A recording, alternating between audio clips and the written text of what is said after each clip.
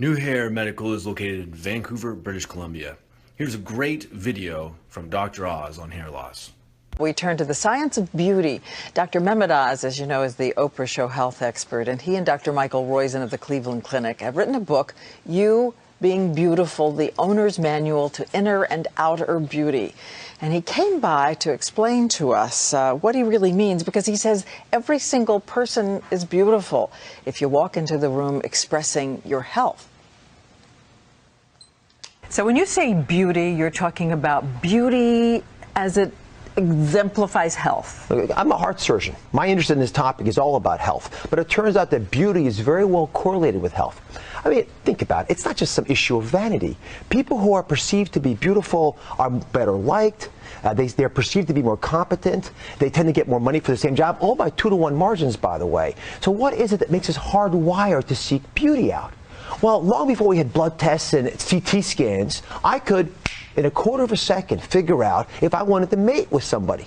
And that means that I was hardwired to look for that. And we've forgotten that basic insight. But as we think back to it, we begin to realize that there's some basic measurements that tell us if there's underlying health problems that are bubbling forth towards the surface.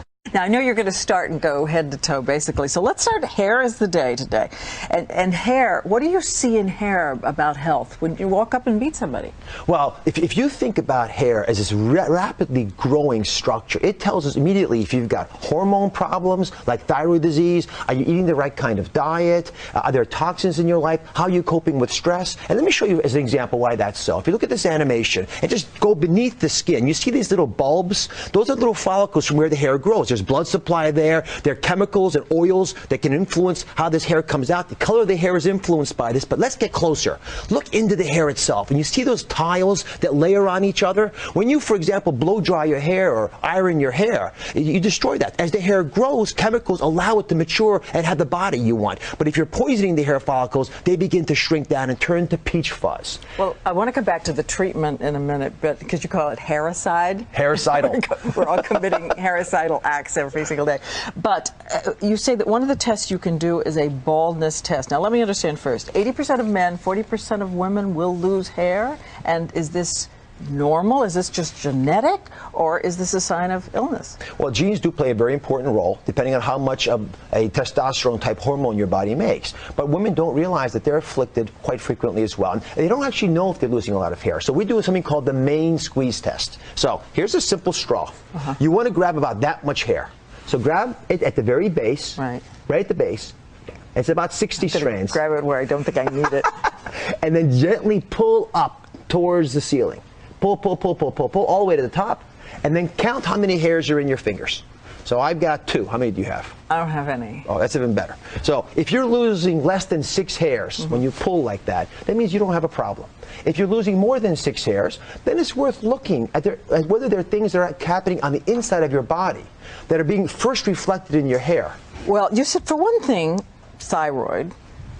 Another thyroid deficiency is the most common hormonal deficiency in Americans. By the time you're age 35, you ought to know what those numbers are. But for sure, if your hair has lost its body, if it feels like maybe it's coming out, you want to check thyroid levels. And something else you said, we think with men as having natural, healthy hair loss. And there is such a thing. Of course. And there are many men who lose their hair, and it's not a problem. And by the way, this comes back to that basic issue of authentic beauty.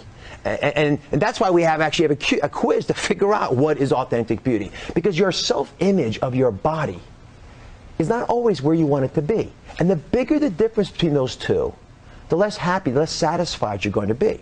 And just like you have an IQ test, you actually can measure that. And we work together with some very strong academicians to create this UQ test. It's on the abcnews.com website. Yes, it has great things. For instance, you circle how you think you look and then how you would like to look. Exactly.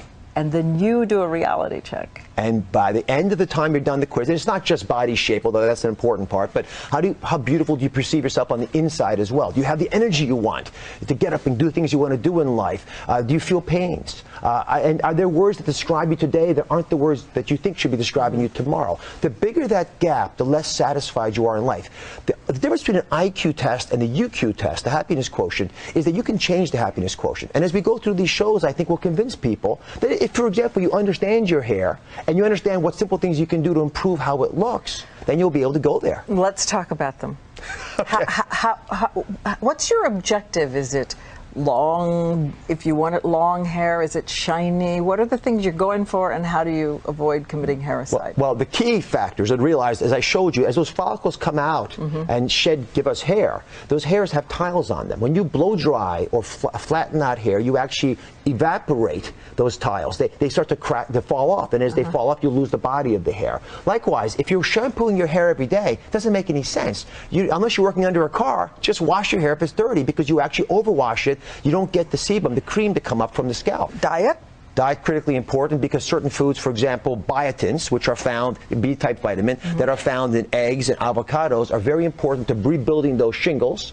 And omega-3 fats found in walnuts and flax seeds, you have to make the oil of the flaxseed to get that, are hugely effective. By treating your hair, especially when it gets moist, like a fine silk blouse, and not combing it and shoving it and rubbing it and damaging it by all the things we do that are hairicidal, and eating the right foods to nourish it. It's a beautiful example of how inner health will percolate through to give you outer beauty. And finally, vitamin supplements?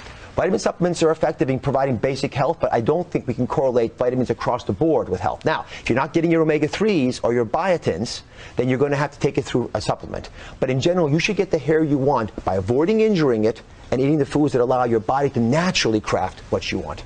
Okay, we've started with hair, and we're going to work our way down. Believe me, a lot more to go. Thank you so much. Always and again, the book, as we know, is You Being Beautiful, and we're fighting over it here.